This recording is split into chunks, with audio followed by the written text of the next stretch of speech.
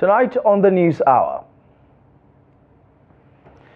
National Assembly approves emergency rule in Rivers, call for mediation. There will be no room for lawlessness, no space for violence, and no patience for actions that threaten our collective well-being. Sole Administrator reads Riot Act against lawlessness. Death toll in Abuja explosion hits 10.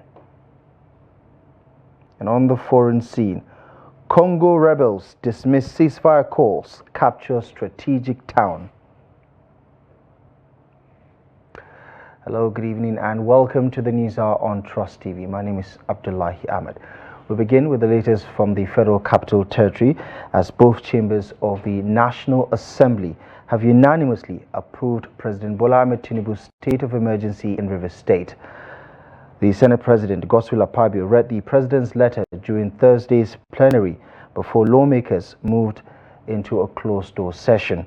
Following deliberations, Akpabio called for a voice vote, and the verdict was clear, overwhelming support in both chambers of the National Assembly for an emergency rule in Rivers State. Here's the report. Announcing the decision, Akpabio says the Senate had exercised its powers under Section 305, subsection 2 of the Constitution to approve the President's proclamation. The upper chamber, relying on Section 11, subsection 4 of the 1999 Constitution as amended, resolved to set up a joint committee to oversight the administration of Rivers State Legislature and a select group of eminent Nigerians to reconcile varying parties in the state. That the declaration of the state of emergency stated in the proclamation document and the mandate of the president to review and hereby mandates the president to review and even to terminate the state of emergency at any given time, but not later than 6 months. Those in support of the declaration of the state of emergency in Rivers say aye, and those against say nay. The ayes have it in unanimity. Earlier on Thursday, the House of Representatives approved the declaration through a voice vote by the 243 members in attendance. Hold on, honorable colleagues. You are saying that the president doesn't need to wait until the expiration of the 6 months before he can lift this suspension, right? That if by tomorrow Rivers State will wake up and everything is okay, he has the right to say, okay, the state of emergency should come to an end. So rather than just tying us to 6 months, you are saying at any given time, between the first day after the passage of this particular request, the president is at liberty to lift this suspension. Is that what you are saying? Okay.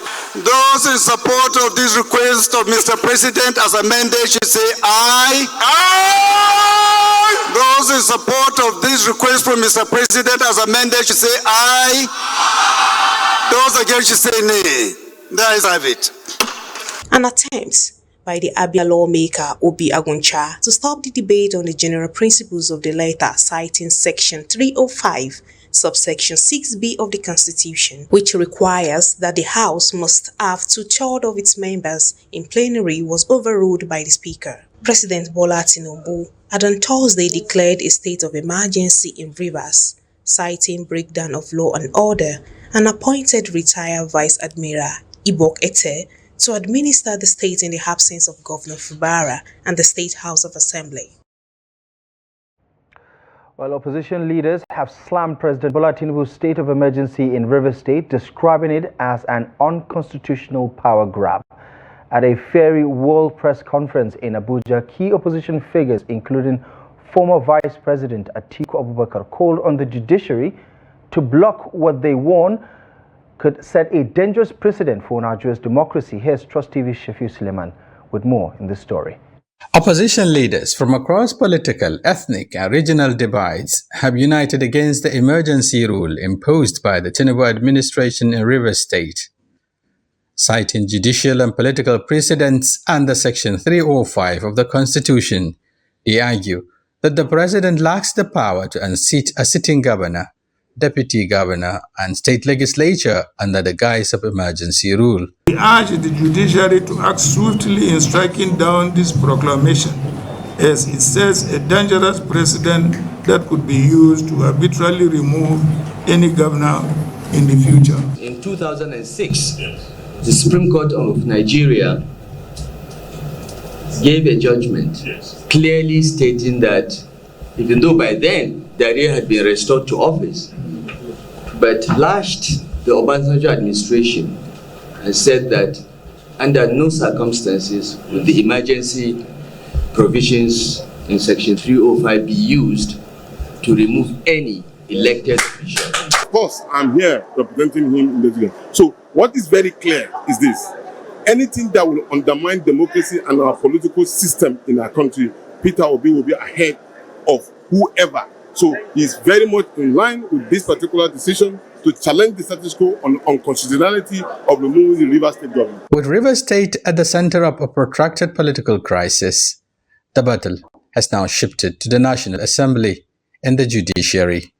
Opposition leaders are pressing for immediate intervention, warning that if the emergency rule stands, it will set a dangerous precedent for democracy in Nigeria. I can't imagine somebody like Bola who even ran into exile because he was fighting totalitarian government to come and behave the way he did in Rivers. I would have advised Bola to say, call Wike, who everybody knows is the architect of this evil in Rivers. He is his employee. Call him, stop this, and Wike will stop it. If he doesn't, remove him. It only demonstrates the contempt the president has for the Constitution.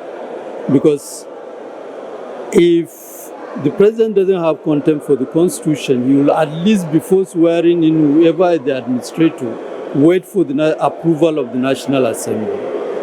President Bola Tinubu, on a Tuesday national broadcast, declared a 6-month state of emergency, suspending the elected governor, his deputy, and the legislature. In their place, he appointed retired Vice Admiral Ibok Ete Ibas as sole administrator to restore order in the oil-rich state. Shafiu Suleiman, Trust TV News, Abuja. To River State now, where the sole administrator, retired Vice Admiral Ibok Ete Ibas, has assured residents that he is not in the state to play politics, but to restore order and governance. In a Thursday broadcast from the Government House in Port Harcourt, Ibas pledged to protect civil liberties and safeguard citizens while issuing a strong warning against crude oil theft and political violence. He also urged residents to shun hostilities, describing the prolonged political crisis in the state as a serious setback for democracy, as well as good governance, leaving many families and businesses struggling in uncertainty. Let me be clear. Under my leadership, civil liberties and fundamental human rights will be respected and protected. The rule of law will remain sacrosanct.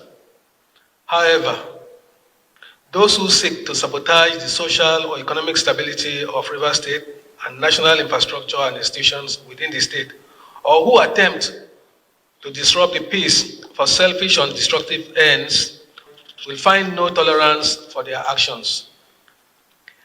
There will be no room for lawlessness, no space for violence, and no patience for actions that threaten our collective well-being. We will not act arbitrarily, but neither will we hesitate to enforce the law where necessary.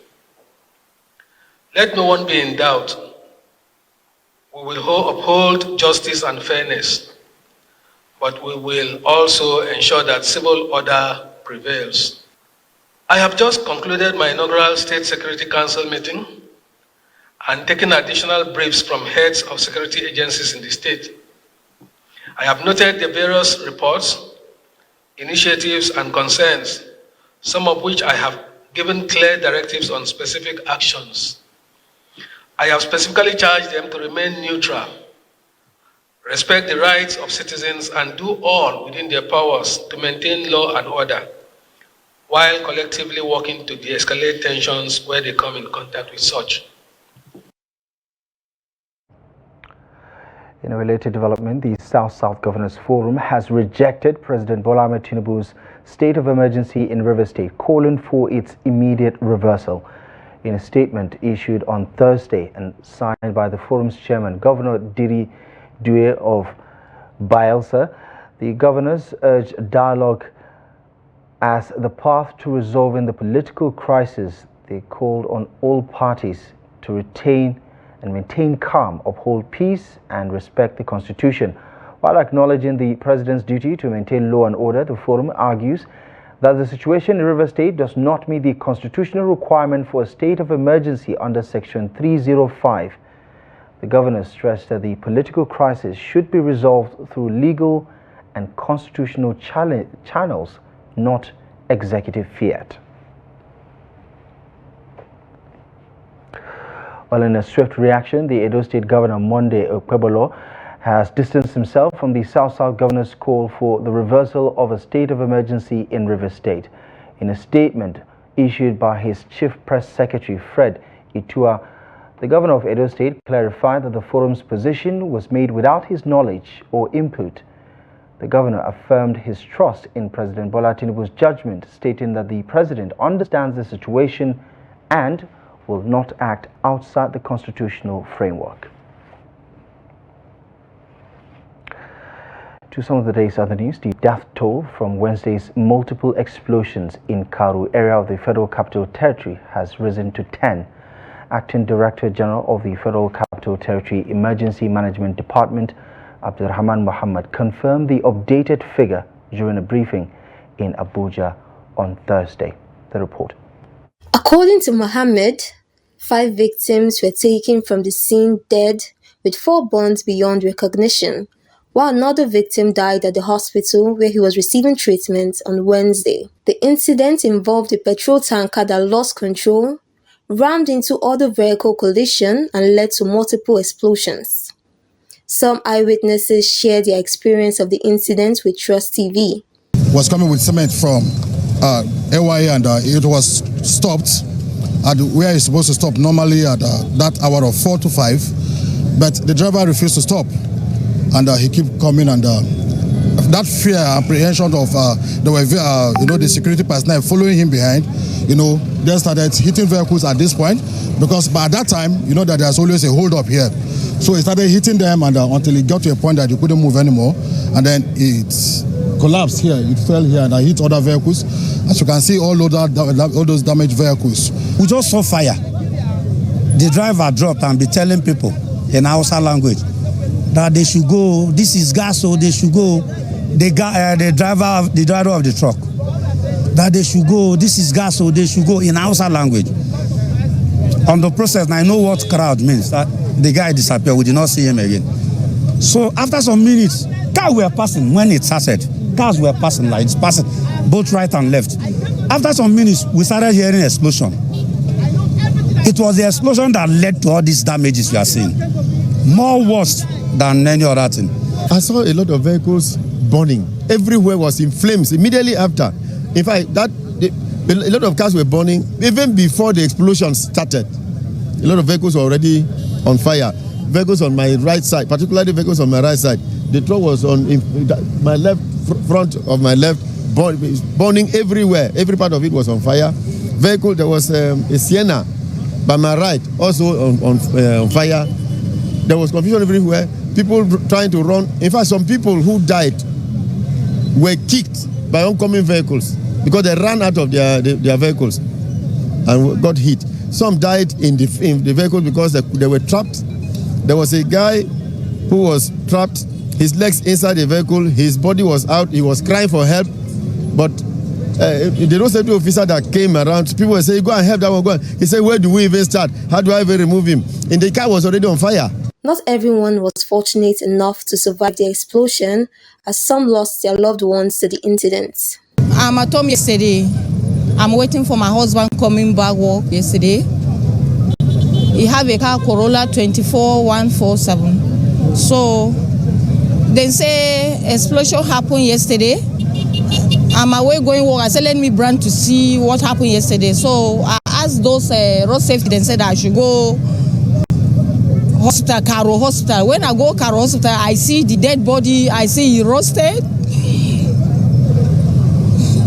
He roasted. But the clothes, he's throwing clothes I organize him. He's there now.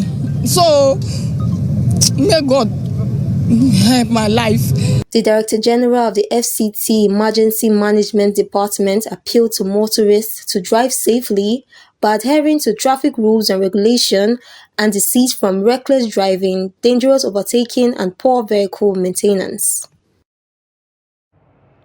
Well, reacting to this development, the President Bola Tinubu has directed urgent medical attention for survivors of Wednesday's deadly tank explosion in Karu. He also ordered a thorough investigation into the incident, which resulted in multiple accidents and loss of lives. Tinubu's Special Advisor on Information and Strategy, Bayo Nanuga, disclosed this in a statement on Thursday. Preliminary findings indicate that brake failure and poor road conditions may have contributed to the tragedy, but a detailed probe will determine the exact causes and recommend preventive measures.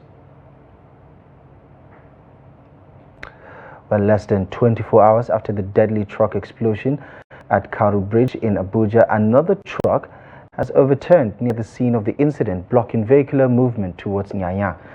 A viral video shared by an eyewitness shows the truck lying across the road, causing heavy traffic disruption.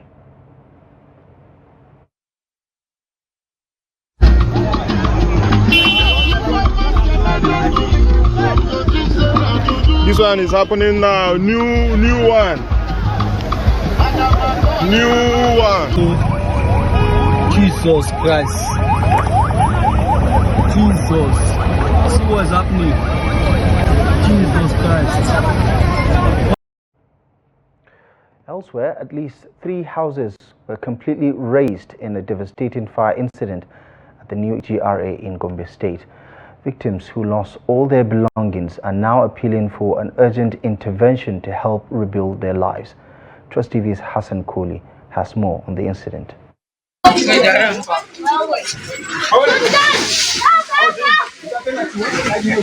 During the devastating fire incident at the new GRA Gombe, 3 houses were completely engulfed in flames on Wednesday. In the aftermath of the incident, families have been rendered homeless and are now in despair. The inferno, which broke out in the middle of the day, swiftly spread through 3 houses, reducing them to ashes. Local authorities have yet to determine the exact cause of the fire, with residents now calling for urgent assistance as many of them have been left stranded with no shelter, food or basic necessities.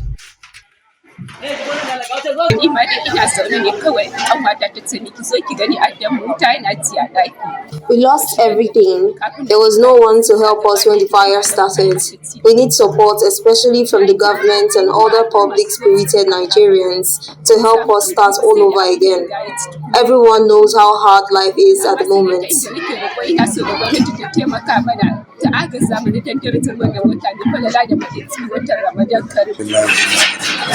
was in the mosque doing my supplications. One of my neighbors called me to me, you should please come. How will I come to your house is in fire? So actually, I cannot predict what is the source of the fire. I was just told by my neighbor. So before I arrived, the fire blocked all the rooms, especially the inner one that is surrounded. So there was so much things inside. When I came there, the fire had already been controlled. So that's how I come to know the happening of the fire. I cannot tell precisely what is the cause of. While emergency respondents eventually arrived at the scene of the fire incident, the damage had already been done. For now, these families are left with nothing but hope and the goodwill of the community. Hassan Kohli, Trust TV News, Gombe. To the south now, where Justice Ladiron Akintola of the Ibadan State High Court has discharged and acquitted Olori Naomi Silekunola, Oriyomi Hamzat and Abdullahi Fasasi, who were accused of organizing the December 18, 2024 fun fair that resulted in the deaths of over 30 minors at Islamic High School, Basharum. The acquittal follows an out-of-court settlement. Here's the latest in this report. December 18, 2024 will be etched in the memories of grieving families. They lost their loved ones in a tragic incident at a Yuletide funfair, which claimed the lives of over 30 children.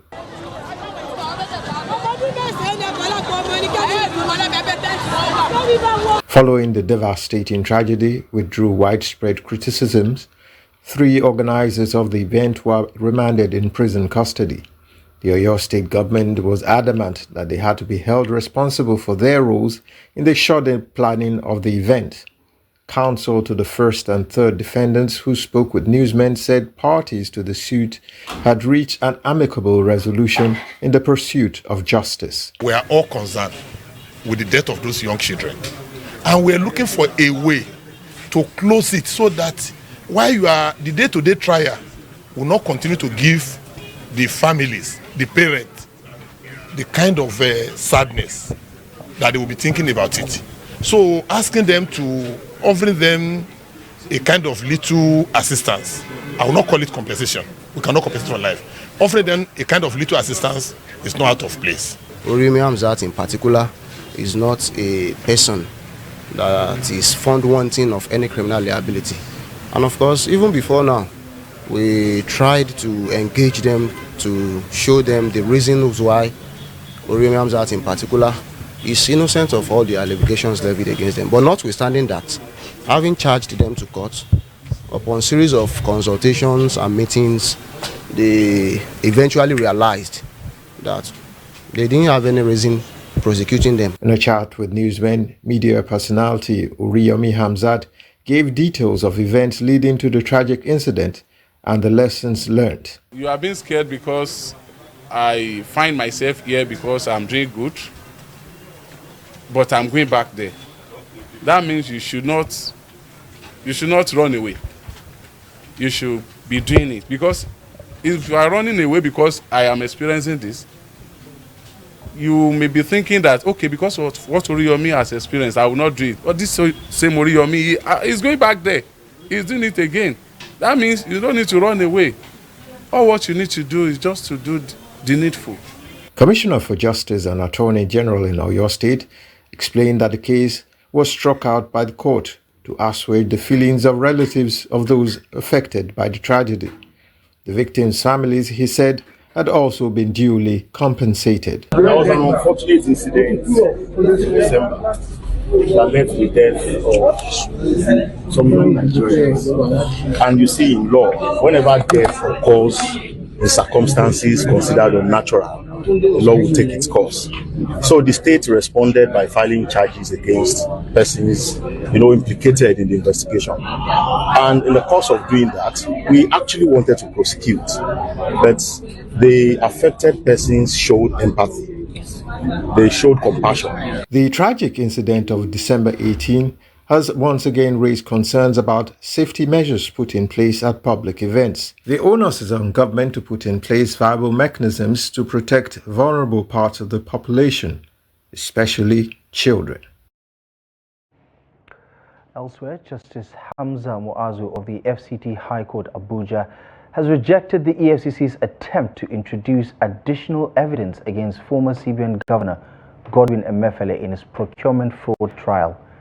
The judge ruled that the move violated Emefiele's right to fair trial, calling it trial by ambush and a fishing expedition. He noted that the charges had been amended multiple times since August of 2023 and that Emefiele was never confronted with new evidence during investigation. The case is set to continue on June 3rd.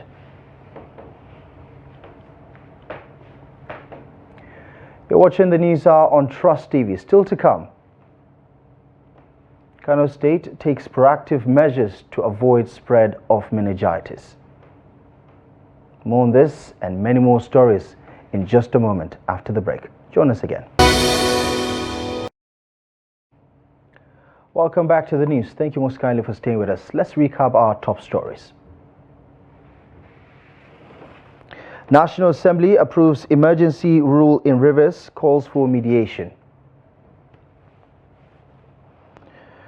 Rivers sole administrator reads Riot Act against lawlessness.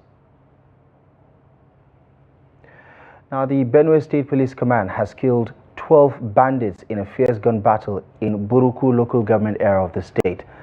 The spokesperson of the police command, Susuese Anene, confirmed the operation, revealing that one officer, Inspector Tefa Anyatse, lost his life in the clash. The operation followed orders from the Commissioner of Police in the state to crack down on regrouping criminal gangs.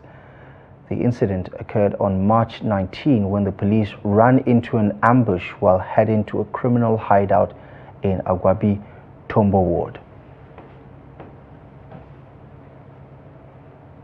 Nigeria's healthcare sector faces a shortage of trained professionals, prompting a call for greater private sector involvement. The Coordinating Minister of Health and Social Welfare, Muhammad Ali Pati, urged private universities to expand their training capacity and collaborate with the federal government to strengthen the healthcare system in the country. This call was reiterated during the signing of a memorandum of understanding between Cosmopolitan University and the National Hospital at the Health Ministries at the Health Headquarters in Abuja. Here's Kabir Lawal with more on the story. The minister highlighted the pressing gaps in Nigeria's healthcare sector, emphasizing the need for strategic collaboration between private institutions and the federal government to bridge these deficiencies. He stressed that modernizing medical training and expanding practical learning opportunities through such partnership would not only address the shortage of healthcare professionals, but also serve as a crucial step in curbing the Japa syndrome, which continues to deplete the nation's medical workforce. To ensure that we don't also lower the standards, because you can expand the capacity and lower standard, then everybody will be stuck at home.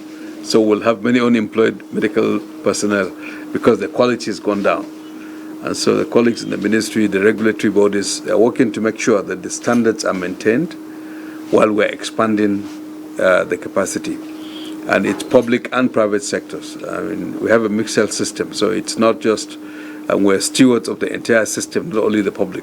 The Memorandum of Understanding was signed by key institutions including Cosmopolitan University, Nile University, Yangogo College of Education, and Concerned Medic Foundation.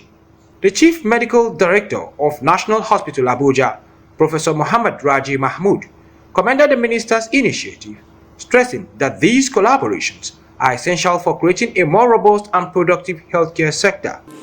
One, the first was from the intention. The intention was Nigeria first. It's not meant for any monetary gain per se. It's meant to improve Nigerian healthcare system. And each of the people you see has a resolve as an individual and as an institution to really push this forward. And as you can see, that was why it's very, very easy for the government and the ministry to really back this idea up. And you can see what has been signed today and what the minister has said.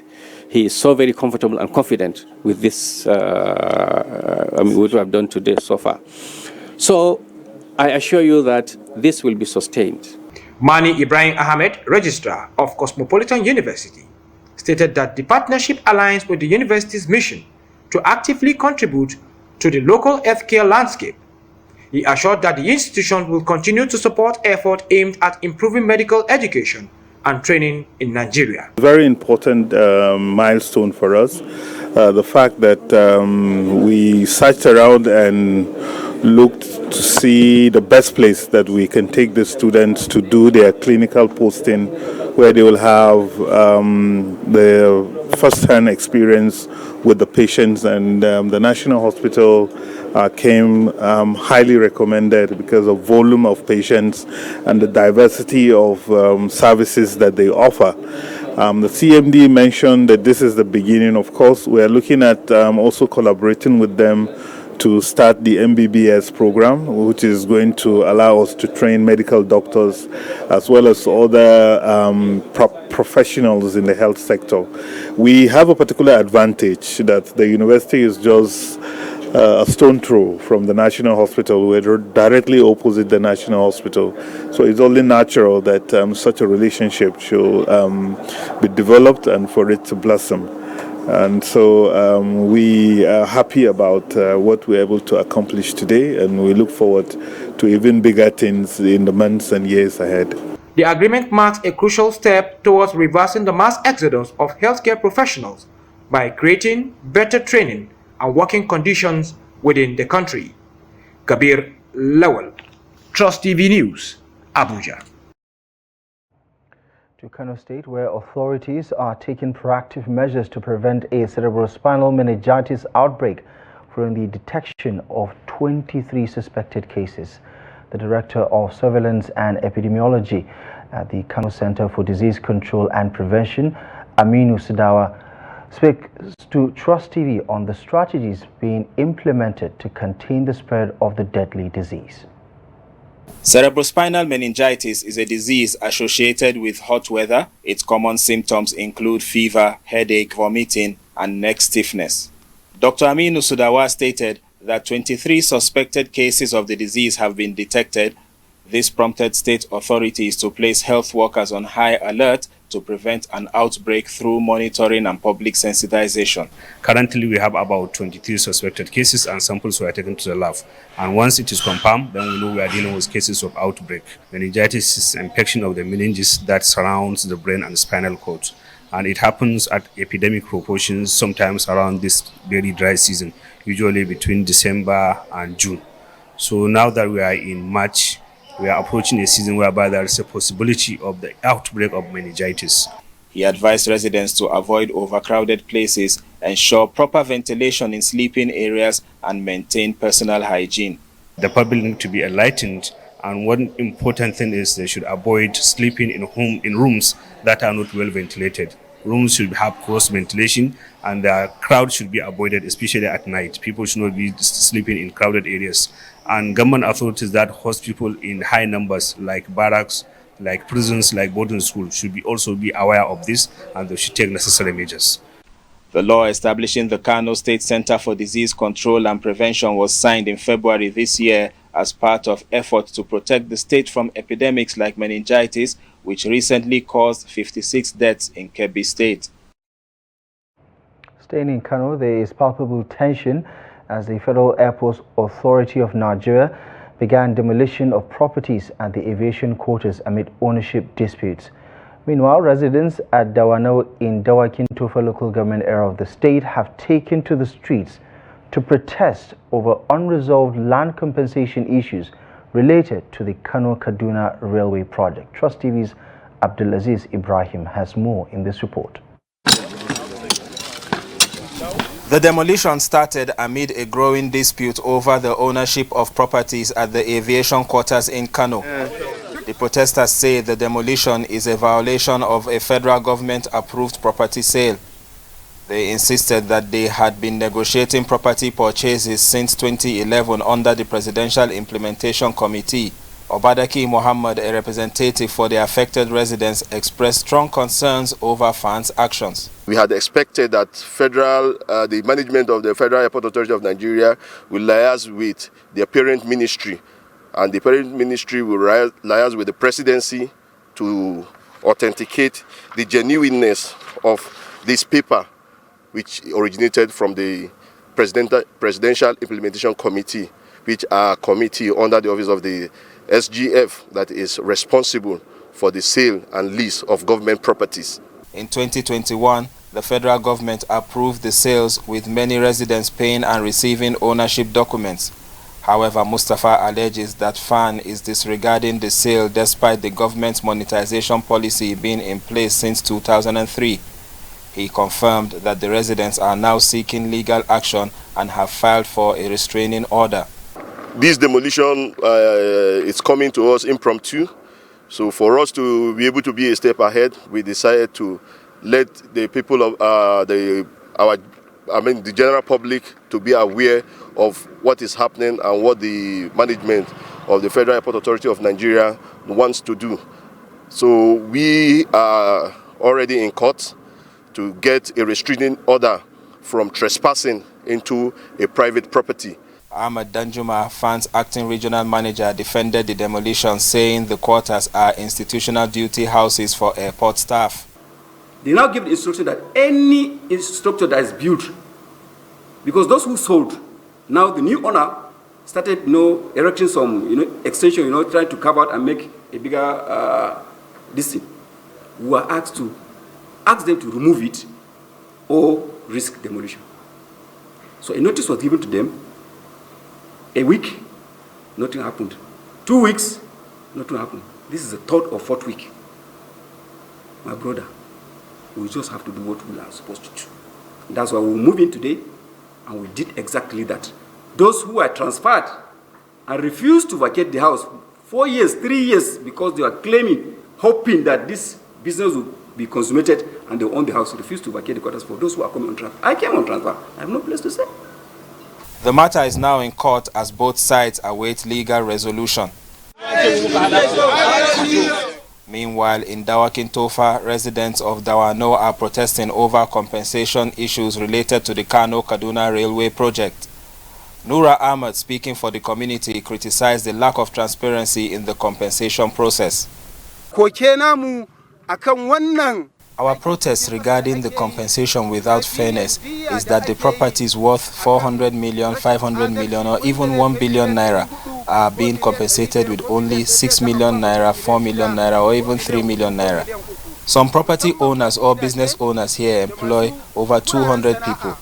While we are happy about the development of the rail line, the original plan to build an underpass here which would ease transportation for residents has been changed. The protesters urge the federal government to ensure that Dawano residents receive fair treatment in terms of compensation. The disputes in both aviation quarters and Dawano reflect rising tensions in issues involving land and other properties as local communities call for fairness and transparency. Now, as the month of Ramadan enters its last 10 days, Muslims have been advised to seek the night of power, also known as Laylatul Qadr, and pray against the torment of hell while striving for the bounty of paradise. Clerics also encourage believers to use this sacred period to intensify prayers for the peace, unity and progress of the country. The report. Muslims intensify worship in the last 10 days of Ramadan, as well as almsgiving, feeding the needy, and other charitable acts as they seek the forgiveness of God. It is also the period where Muslims hope to witness the Laylatul Qadr. Laylatul Qadr is what Allah subhanahu wa ta'ala described as a month that has the value of 1,000 nights. And calculating 1,000 nights means as if one has lived for about 84 years and some months. Though there is no precise day for the night, Muslims are advised to search for the night among some days. The Prophet ﷺ said, "Iltamisuhu fil asharati al-awakhir." You should search for that night in the last 10 days of Ramadan, meaning from the 21st days and those days that are even in the account, that are odd, not even, that are odd. That is the 21st day, 23rd, 25th, 27th, 29th. It's a night of forgiveness by Allah and the good reward of the hereafter. So that is, but the significance of that day, if one meets it, is for him to intensify his dua, pray unto Allah subhanahu wa ta'ala for the best of life here and the hereafter, here in this world and also in the hereafter. So he continue to pray, and the most important reward that the Prophet ﷺ described for that is for one to be given the Jannah, to be emancipated from the hellfire. Fasting is one of the pillars of Islam, and in a few days, Muslims are expected to conclude this year's Ramadan fast. Bello Musa, Trust TV News, Kaduna. Now, members of the National Youth Service Corps will start receiving the newly reviewed federal allowance of 77,000 naira from March 2025. The Director General of the NYSC, Brigadier General Olakunle Oluseye Nafiu, made this disclosure while addressing corps members in the Federal Capital Territory at NYSC Zonal Office, Wuse Zone 3 and Old Parade Ground in Garki. He revealed that the Ministry of Finance had confirmed the availability of funds for disbursement, attributing the delay to the late signing of the 2025 appropriation bill. General Nafiu also commended corps members for their commitment to national unity and development, while urging them to embrace the values embedded in the NYSC anthem. In other news, the Nigeria Customs Service has introduced the Customs Care Initiative, a corporate social responsibility program aimed at fostering positive change and sustainability development across the country. The initiative seeks to drive impactful interventions that support national priorities while aligning with the United Nations Sustainable Development Goals. Trust TV's Noah Sampson, who attended the official launch in Abuja, brings us more in this report. The initiative aims to uplift communities and improve livelihoods through various social welfare, economic empowerment, and humanitarian assistance programs. It also aims to address critical areas such as healthcare, education, social investment, food security, the creative economy, and environmental sustainability. As a sign of commitment, members of the Nigeria Customs Service have sacrificed 4% of their annual salaries for this purpose. In alignment with President Bola Ahmed Tinubu's Renewal Hope agenda, we have established the Custom Cares Initiative, a holistic corporate social responsibility program aimed at fostering inclusive growth and sustainable impact across Nigerian communities. It really depends on our community, not just to provide the space, but also we get a lot of intelligence from our community. In the border communities, we get information about smuggling activities. In all of these places, we depend on them. So we have an obligation to care for them. And we have carefully identified all those areas of our intervention. We want to be sure that we intervene in places that will make impact in the community. Also present at the event were the Ministers of Finance, Education, Youth, and other dignitaries who spoke on the importance of the initiative as well as the commitment of government to its success. And more importantly, the nationwide approach ensures that the benefits of this all-important initiative, Customs Cares, will reach communities throughout the country. And this equitable distribution is central to our inclusion policy and, of course, the government's commitment to having development that is sustained and inclusive. We, at the Federal Ministry of Education, will give them the maximum support to ensure that this gets successful. They've built it on a platform of durability and sustainability. And once again, I'm very, very happy that Nigeria Customs is leading this charge as part of our several MDAs to continue to deepen the agenda of President Bola Ahmed Tinubu in our expansive strategy to expand and develop our human capital. As the Minister of Youth Development, I recognize the importance of collaboration-driven and the national progress that this can come to us. Responsibility efforts and which in line with the vision of creating inclusiveness in society, where young people have the opportunity to have education, to have good health, and to have economic opportunities so that we can thrive. The Nigeria Customs Service encourages officers, stakeholders, and the general public to embrace the Customs Cares Initiative as a collective effort to drive positive change. By working together, the service aims to create sustainable solutions that uplift communities and improve livelihoods. Noah Sampson, Trust TV News, Abuja.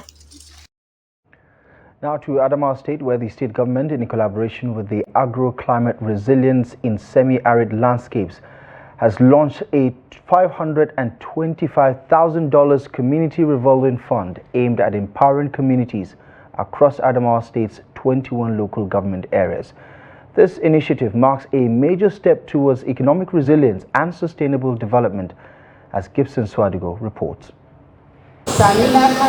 As part of this groundbreaking initiative, each cooperative society across Adamawa's 21 local government areas received $25,000, ensuring direct financial support for community-driven projects. Speaking at the launch, Dr. Ibrahim Dennis Chinder, the Adama State Appraisal Coordinator, underscored the project's long-term sustainability. He reaffirmed its commitment to combating land degradation, promoting climate change adaptation, and advancing sustainable land management. This event is not just about handing over checks, but also building a foundation for long-term community development and self-sufficiency. The Adama Akrisa project has remained committed to addressing the challenges of land degradation, climate change adaptation, and sustainable livelihoods in communities. Meanwhile, Minister of State for Agriculture and Food Security, Dr. Aliu Abdullahi, highlighted the vital role of agriculture in Nigeria's economy and stressed the need for environmentally sustainable practices. He noted that the Community Revolving Fund is a crucial tool for supporting initiatives that protect both livelihoods and the environment. The project funded by the World Bank aims to tackle these challenges by promoting regenerative agriculture and water conservation practices across 19 northern states and the FCT. Representing Governor Ahmadu Fintri, Deputy Governor Professor Kaleta Pofarauta emphasized that the initiative aims to shield communities from economic hardships and climate-related challenges. She also called for strict supervision to ensure the funds delivered its intended impact. The Community Revolving Fund, CRF, is an innovative financial mechanism designed to empower communities to build resilience against the harsh economic realities in the country and also reduce the vulnerability of our communities that they are facing against the backdrop of the increasing adverse effects of climate change. To guarantee success, Appraisal has set up a robust monitoring framework to track how each cooperative society utilizes the funds and adheres to project objectives. Gibson Soadgo, Trust TV News, Yola. You're still watching the news on Trust TV. We'll be back in just a moment with more news stories. Join us again. Welcome back to the news. Let's bring you up to speed with the latest in business. A new household expectation survey by the Central Bank of Nigeria reveals that 65.5% of Nigerian households believe a reduction in lending rates would best benefit the economy. Conducted in February this year, the survey assesses public perception of key economic indicators including inflation rates, interest rates, exchange rates, and economic confidence over the next 6 months. While only 10.4% of respondents support higher interest rates, 12.5% prefer them to remain unchanged, and 11.6% are uncertain about future trends. The findings suggest that most Nigerians view lower borrowing costs as essential for household finances, business growth, and economic stability. The Central Bank of Nigeria's Household Expectation Survey offers insights into Nigeria's views on the current economic landscape and future outlook. On the foreign scene, the leader of Rwandan-backed M23 rebels in eastern Congo has dismissed a ceasefire call by Kinshasa and Kigali, stating that, quote, it doesn't concern the group as its forces advance further into Congolese territory. On Wednesday, the rebels captured the strategic town of Walikale, marking their farthest westward advance since January. Walikale, home to 15,000 people, fell after clashes between M23 fighters and the Congolese army supported by allied militias. The ongoing conflict, rooted in the aftermath of Rwanda's 1994 genocide and control over mineral-rich areas, is Eastern Congo's worst since 1998-2003 war, which involved multiple neighboring countries and claimed millions of lives. With troops from Congo, Rwanda, and Burundi engaged in recent battles, analysts warn that the long-simmering crisis is escalating into a broader regional war. Walikali, rich in minerals like tin, sits along a key road connecting 4 eastern Congo provinces, making it a strategic prize for the rebels. Now, 4 people were shot dead at a taxi rank in Johannesburg's Jamestown area on Thursday in what police believe is a continuation of rivalry between competing taxi associations. A group of armed men arrived in a vehicle and opened fire, killing a taxi driver, a queue manager, and 2 hawkers, according to police spokeswoman Colonel Dimakatso. This attack comes a day after a similar shooting near Johannesburg left 3 others dead, highlighting the ongoing violence plaguing South Africa's minibus taxi industry, the main mode of transport for millions of South Africans. The competitive and highly profitable sector has been marred by assassinations and gang-related violence for decades, with police now intensifying investigations into the latest incidents. And now for the latest in sports, here's Adeni Ajishafe.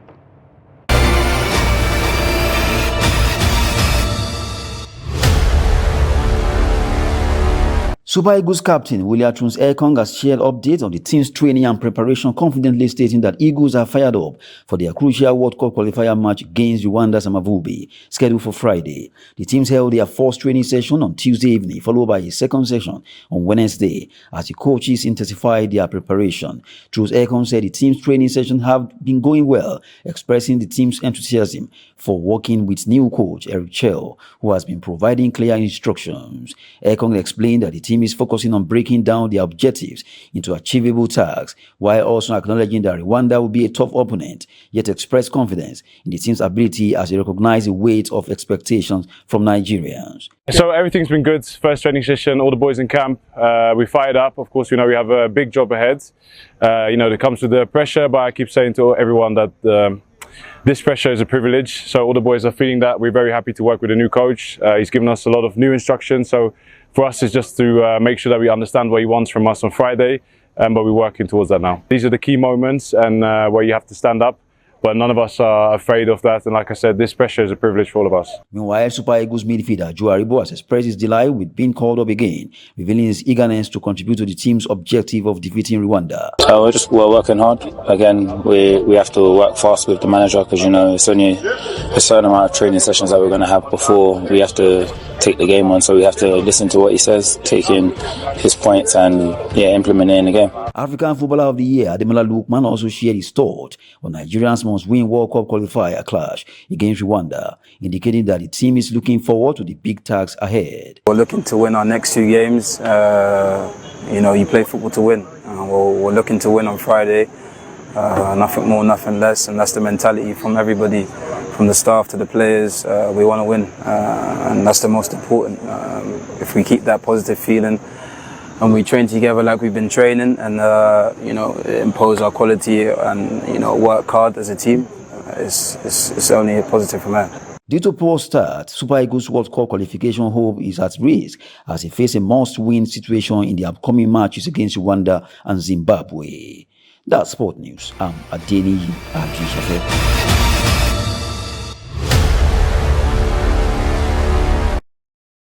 Well, good luck to the Eagles.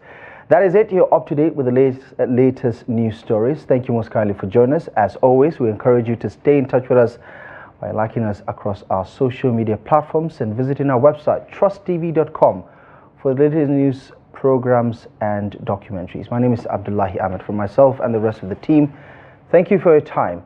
Good night.